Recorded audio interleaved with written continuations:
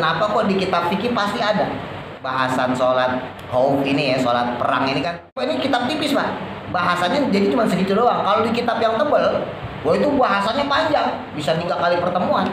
Lah bukankah sekarang udah bukan zamannya perang? Ingat, suatu saat nanti menjelang hari kiamat bakal terjadi perang. Jangankan kiamat, sekarang aja udah banyak yang perang. Nah makanya orang mempelajari fikih secara khusus, contohnya sholat perang ya. Ya saat ini kita nggak pakai, tapi suatu saat nanti akan terpakai. Contoh gampangnya deh, ya ini kan nggak kepake sekarang. Tapi nanti di rumah barangkali Mas Gianto ngobrol sama anak, nah, gitu. Pak Jilarno misalnya ngomong sama muridnya, atau kita yang lain ngomong sama saudara kita, tetangga kita cerita. Misalnya lagi bahas Palestina tuh, oh ternyata sholat perang tuh begini loh. Berarti ilmu kita, informasi kita sampai tuh ke orang lain, dari orang lain ke orang lain lagi. Terus sampai hari kiamat.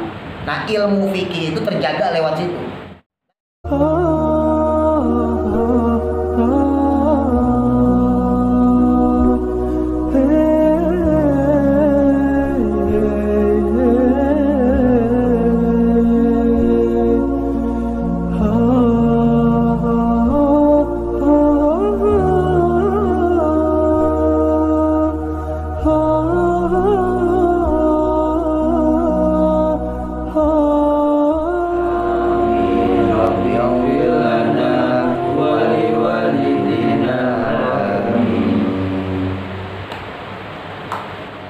Bismillahirrahmanirrahim. Qala musannif rahimahullah ta'ala wa nafa'na bihi wa bi barakati ulumi fi daraini amin.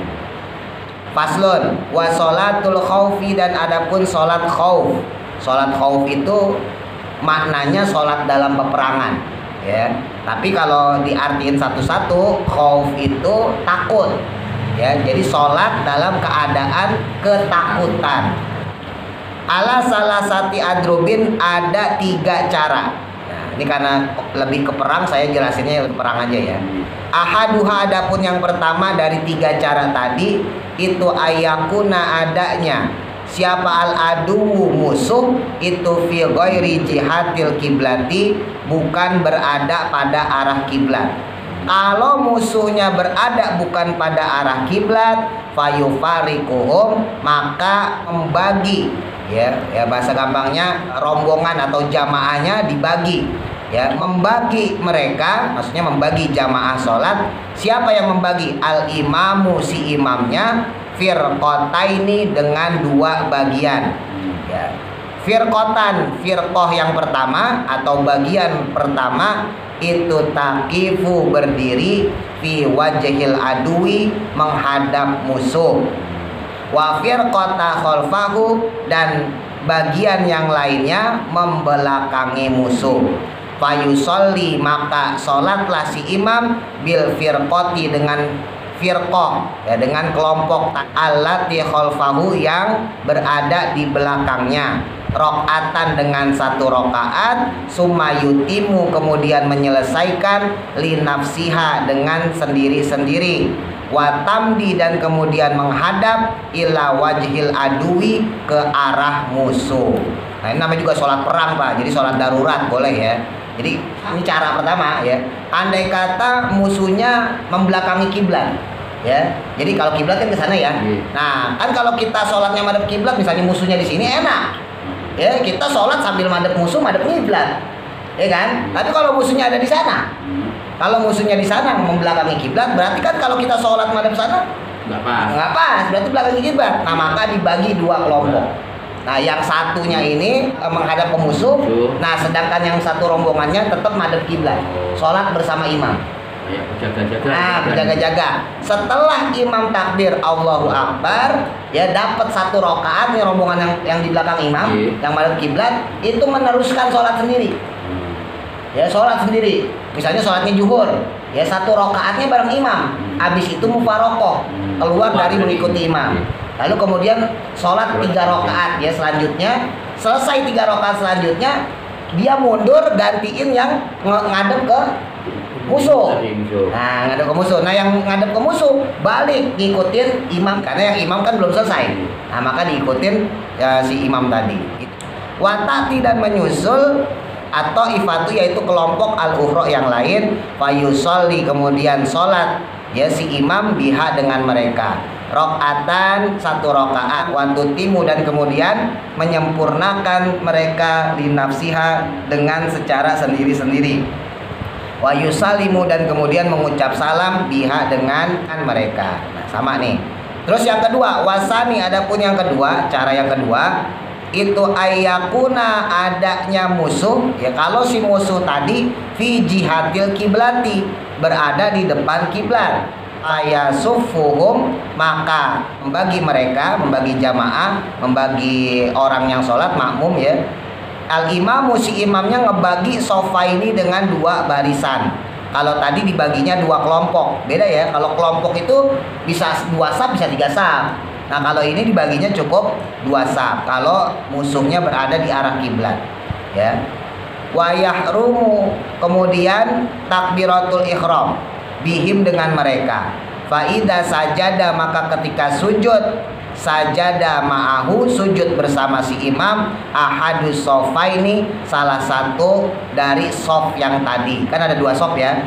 Kalau untuk yang dua sof ini sama-sama takbir bareng takbirnya, tapi kalau untuk sujud yang sujudnya itu nanti salah satu dari kedua sof. Jangan sujud semua, kalau sujud semua ditembakin ya kan. Nah ini maksudnya tipuan ya, secara nggak langsung tipuan, tata cara ya, trik lah gitu ya.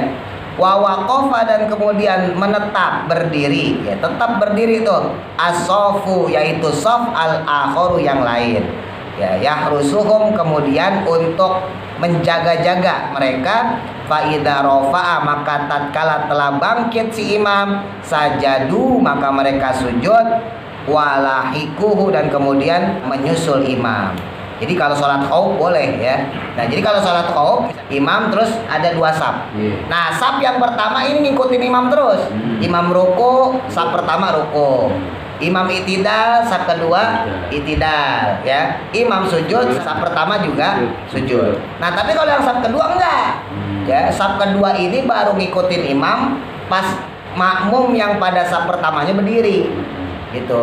Ada lagi berpendapat menunggu satu rukun.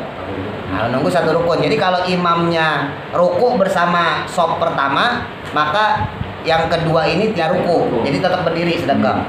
Nah, nanti kalau imam sama makmum yang saf pertama itidal, baru yang saf kedua ruku. Nah, imam sama saf pertama sujud, makmum yang saf kedua baru bangkit. Jadi ada yang mengatakan seperti itu. Gantian. Jadi kalau musuh melihat dari jauh, seolah-olah pasukan umat Islam itu bersiap terus. Itu. Sebab kalau mereka sujud semua lah, berarti lagi gak siap nih. Nah, bisa diblender itu. Itu maksudnya. Wasali sudah ada pun yang ketiga, itu ayakuna adanya fi syiddatil khauf. Nah, ini syiddatil khauf ada istilah lagi nih, yaitu perang yang dahsyat ya, perang sedang berkecamuk, waltihamil harbi dan perang sedang berlangsung.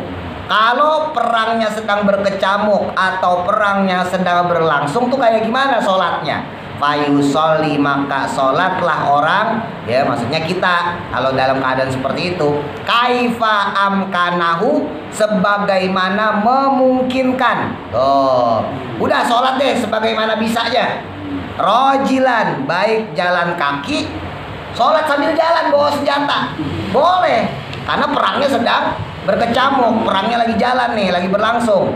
Aurokiban atau dalam keadaan di atas kendaraan. Kalau zaman dulu di atas onta, di atas kuda ya, mereka datang waktu sholat ya. Kalau sekarang misalnya di dalam tank gitu ya, di dalam panser, nah sholat waktunya sholat.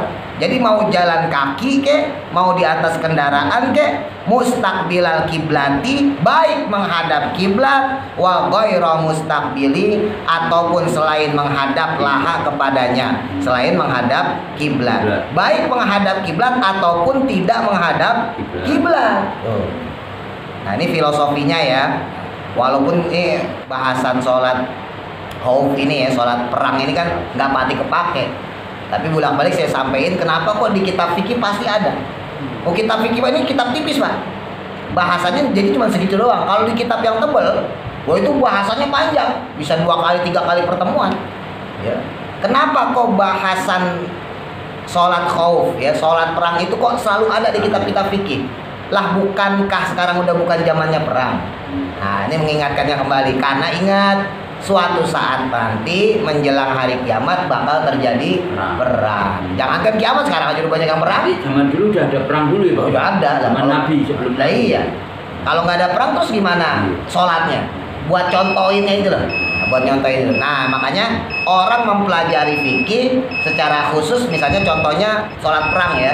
Oke, ini nggak dipakai di sini nih. Ya saat ini kita nggak pakai, tapi suatu saat nanti akan terpakai.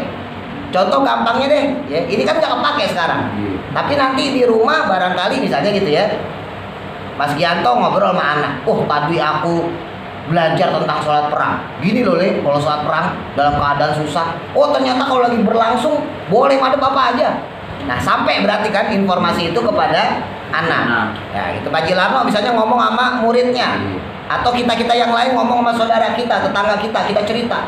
Misalnya lagi bahas Palestina tuh, ternyata sholat perang tuh begini loh.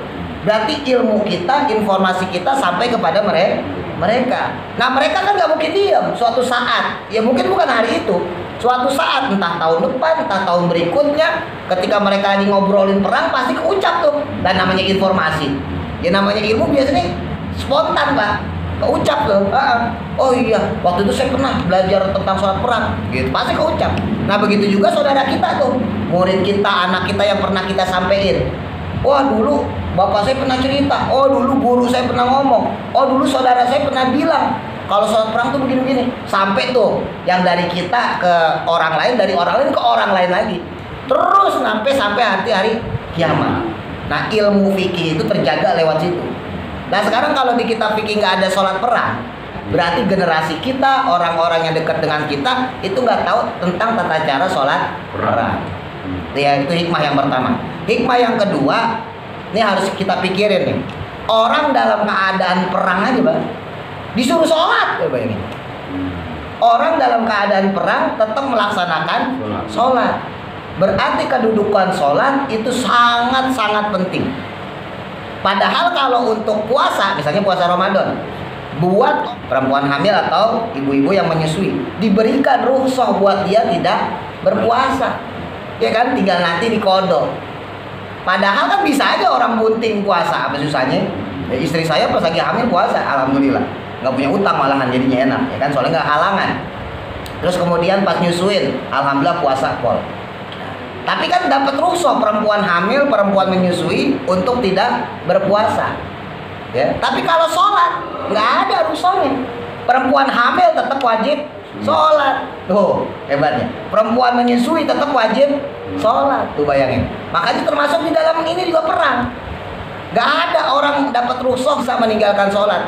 Bahkan dulu pernah kita bahas waktu awal-awal sholat tuh ya, sampai dia bisa melakukan sesuai dengan kemampuan dia.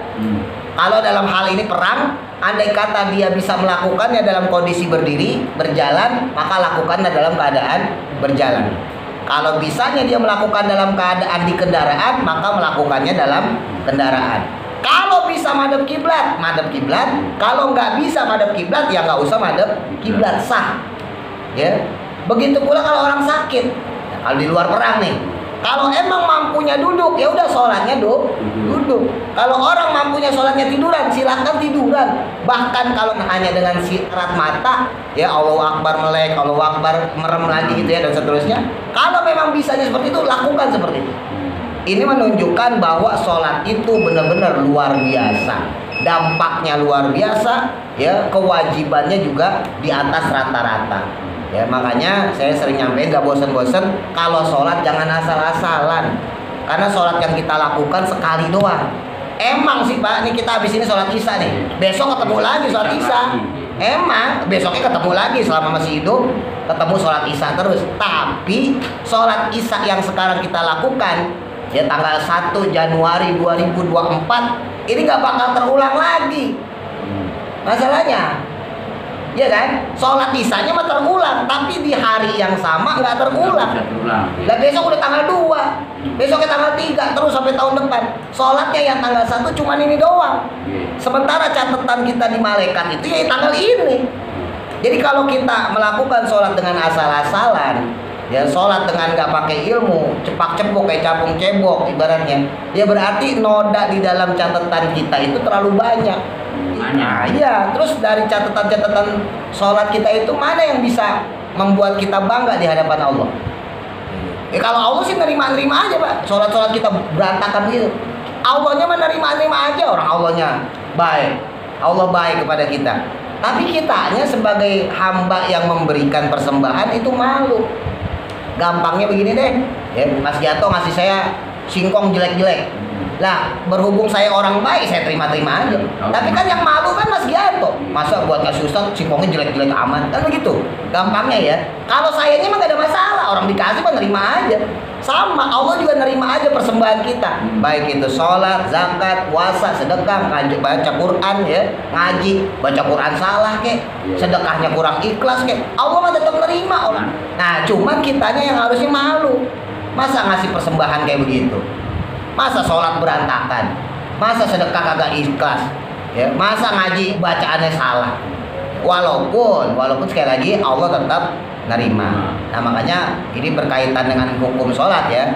Usahain kalau bisa sholat itu dengan maksimal ya. Jangan terburu-buru, bacaannya sesuai. Khususnya rukun-rukun sholat ya, rukun-rukun qauli. Takbiratul ihram, bismillahirrahmanirrahimnya benar, at-tahiyatulnya benar gitu. Tasyahud kemudian salamnya benar gitu ya. Kalau kita berantakan tadi sayang banget. Karena yang kita lakukan itu sholat itu cuma itu doang. Besok emang sholat isya lagi, tapi sholat isyanya udah ganti hari, udah ganti tanggal. Sementara catatan Allah itu nggak bakal dihapus. Makanya tetap di dalam sholat itu disunahkan kita istighfar, minta ampun pada Allah gitu ya. Wallahu a'lam, mudah-mudahan manfaat. Al-Fatihah. A'udzu billahi minasyaitonir rajim. Bismillahirrahmanirrahim.